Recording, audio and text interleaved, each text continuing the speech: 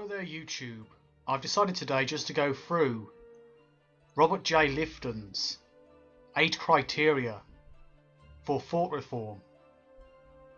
This can be applied to any number of different cults, different beliefs, and assess how dangerous, how manipulating, how truly cultish they really are.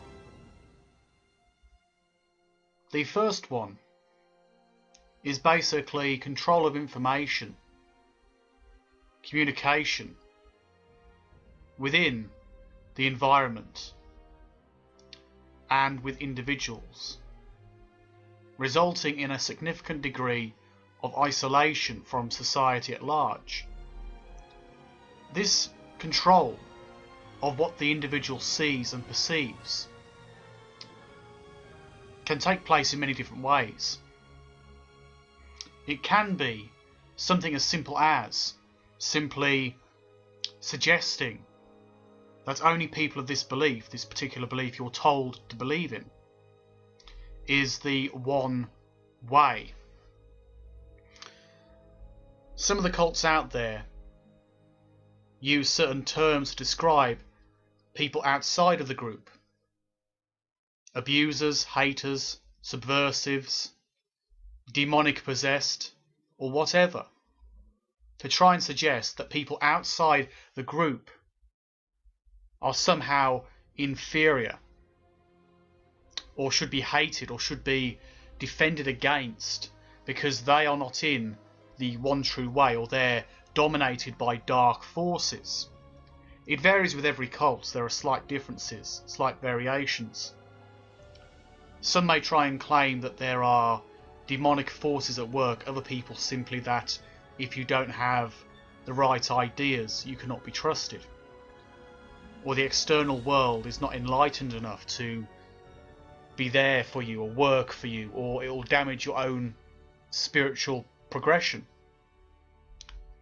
With this kind of idea going on, they can prevent you from developing fully into who you are, or being who you are around other people. Instead, you're always at a distance because you're part of this special group. Whether you call yourself the chosen people or enlightened or whatever,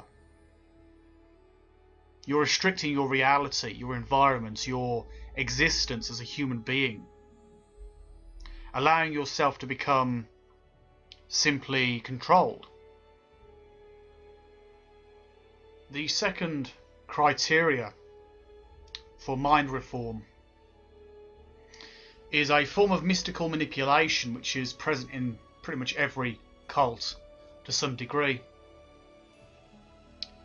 You try and manipulate experiences that appear to be spontaneous, but in fact are planned, orchestrated by the group or its leaders in order to demonstrate divine authority, or spiritual advancement, or some special gift or talent that will then allow the leader to reinterpret events, scripture, and the experiences as he or she wishes.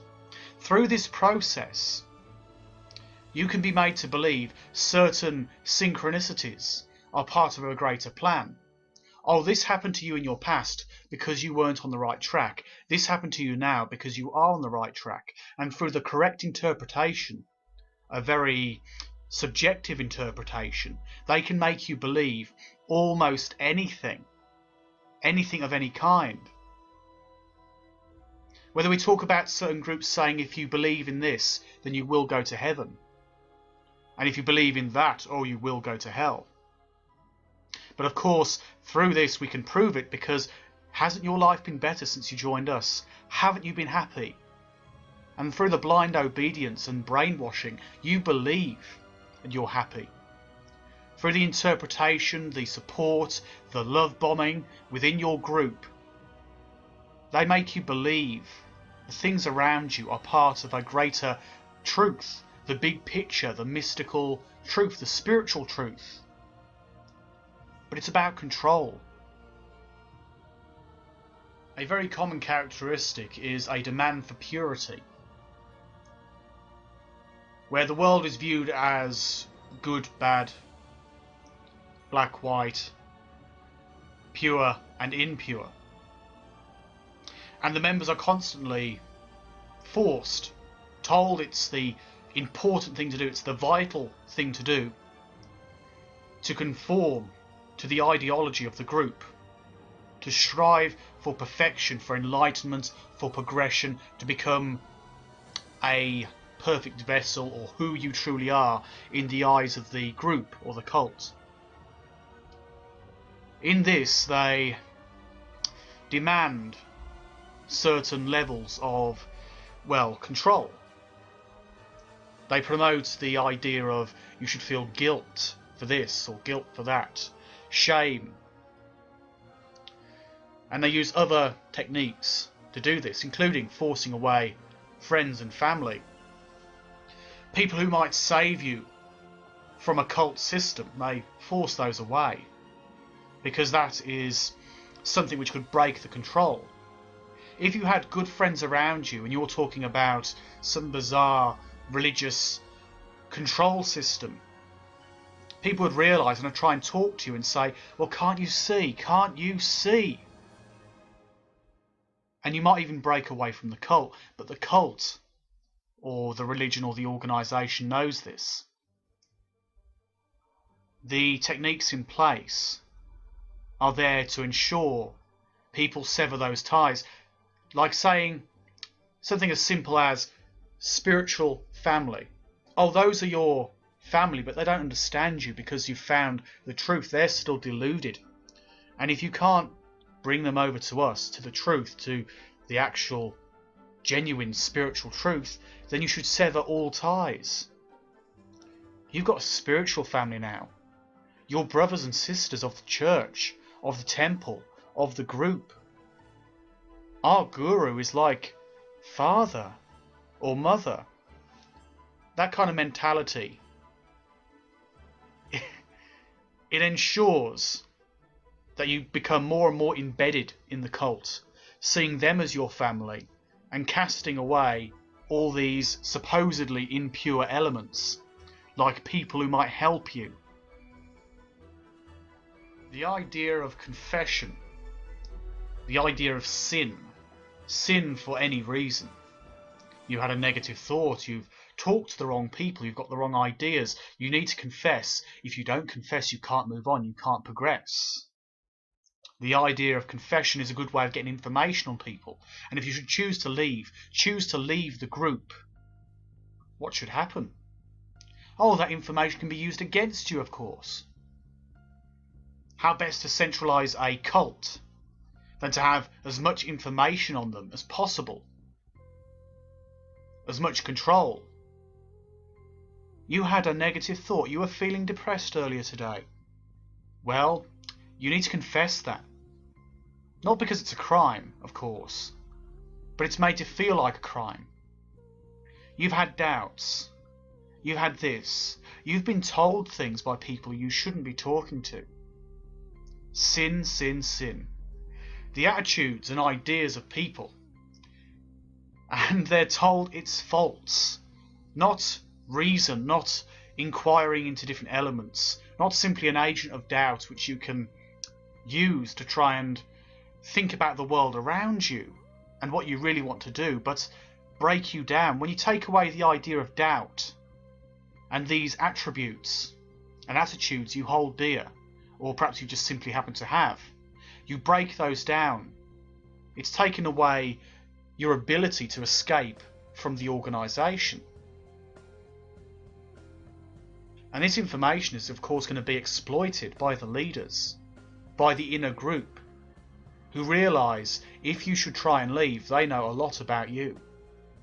Too much, which they can use to control your actions, whether to silence you and prevent you from destroying the cult or damaging its reputation, or they can destroy your reputation per se and make you suffer, either drawing you back into the cult or making you so unreputable as to be irrelevant in terms of actually criticising the cult organisation. They can say you're subversive, they can say you're infected or possessed by certain elements, beliefs, ideas. They can use that to their advantage. That's why confessions are so common in many of the cults and religions around the world. The idea of sacred science. Yeah, our science works. We can prove our ideas through this and that. You get people trying to use certain, well, numerological systems to prove that they are a highly spiritual being or a guru. They use mathematical equations to try and say that they have cracked the code of the pyramid, or discovered the true meaning of the Mayan calendar, or they have gone through the scriptures of the Bible or the Quran and discovered the greater truth, or something to that effect. But it can just as easily be something like miracle water, or some special technique. Something they pass off as being the truth, the proof of the truth, their scientific truth. The group's doctrine or ideology is considered to be the ultimate truth in such a system, beyond all questioning or dispute. The truth is not found outside the group, so anyone you talk to on the outside who tries to say you're wrong, well, they don't know the truth. They're deluded, they're confused, they're perhaps even overshadowed by something negative. And in that, you cannot be wrong. Your cult can never be wrong because it is the truth. The leader, as the spokesman for God or for all humanity, is likewise above criticism, above any form of questioning. To question the cult leader in many cults and beliefs and organisations brings about a negative effect, because, well, surely you're not seeing it right. Who have you been talking to? Once again, this leads into confessions. The idea that you're questioning the cult, or you're questioning the leader, you're going to find that they say, well, you've got negativity, or you're being overshadowed by a reptilian, or something equally as moronic, trying to tell you that you're going against the science of this cult because you believe the false science. Whether they call it demonic, negative, unenlightened, or whatever, the beliefs outside, you've been affected by them. And through this they can continue their control. All of these elements link in, all of these criteria link in to isolating, subjecting the individual. Loading the language. Many groups out there have all these words and phrases which are interpreted according to the ideas of the cult. Certain concepts and ideas which they use to manipulate individuals, making them believe certain things are true or not true, simply based upon the idea that a certain word, a certain level of jargon, consists of truths. Things like true thought, being self-honest, and a list of other terms which are usually individual to each cult. They have these terms to basically terminate thought. These thought-terminating terms are used to make people believe the term over the fact. So you don't need to think, you just need to say, I'm being self-honest, I'm being enlightened, I'm being spiritually aware. Such terms like this can be used to basically allow people to suppress their thoughts in favour of the jargon. You talk to someone outside the group and you're saying, well, you're not being very enlightened about it. You're not being very wise. And they can keep on using these terms because it's their blocks. It's like mental blocks inside the mind. That's what the loading of the language actually does. Creates blocks inside the mind to actually prevent you from questioning the belief. You're so busy thinking self-honesty, purity, awareness, being processed or whatever, that you're not really thinking in the everyday world. You're thinking from behind, well, brick walls of thought, containing your mind and your free ability to express ideas. Why is a person expressing ideas against my cult? You might think it must be because they're subversive, because they're demonic, because they're affected by reptilian mind control, or something equally as paranoid and fearful. It's the perfect control, all of these elements linking in, caging the human mind, preventing you from seeing reality, creating all these mental blocks to stop you from thinking like a truly free human being. The idea of the doctoring over the person. The members' personal experiences are subordinated to the sacred science, and any contrary experiences must be denied or reinterpreted to fit the ideology of the group. It's not about the personal spirituality or search for truth. It's not about seeking reality. It's about being forced to conform. To bow your personal ideas and understanding your own reason, rationality, to the cause, to the idea, very often to the leader. Because you're just a serf. You're just controlled. If you're finding this, and many of the other characteristics, you know you're in a dangerous cult. The idea of being repressed by a belief, your own experiences which contradict, they must be denied. Stamp out doubt. Stamp out doubt. Oh, reinterpret that. Oh, that wasn't a negative experience, that was a lesson. God didn't do that to you, the devil did it. Oh, well, that was a test. And so on and so forth. It's all twisted to support the ideological constraint, to ensure your blind obedience.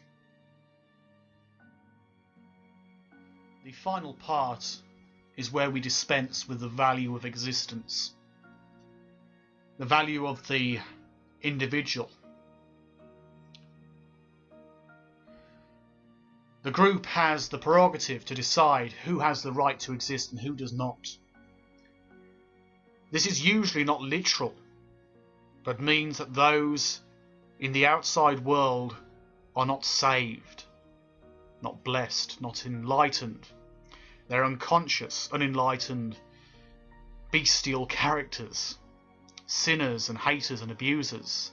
They must be converted to the group's ideology, and if not, then they are damned, or they'll simply not exist, they'll simply fade away or burn in hell or whatever.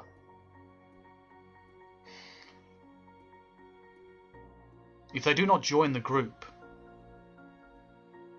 or are critical of the group, then they must be rejected by the members.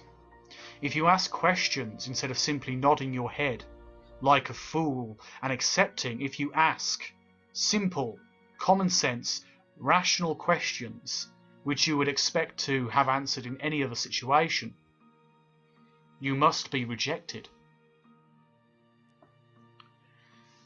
Thus the outside world loses all credibility.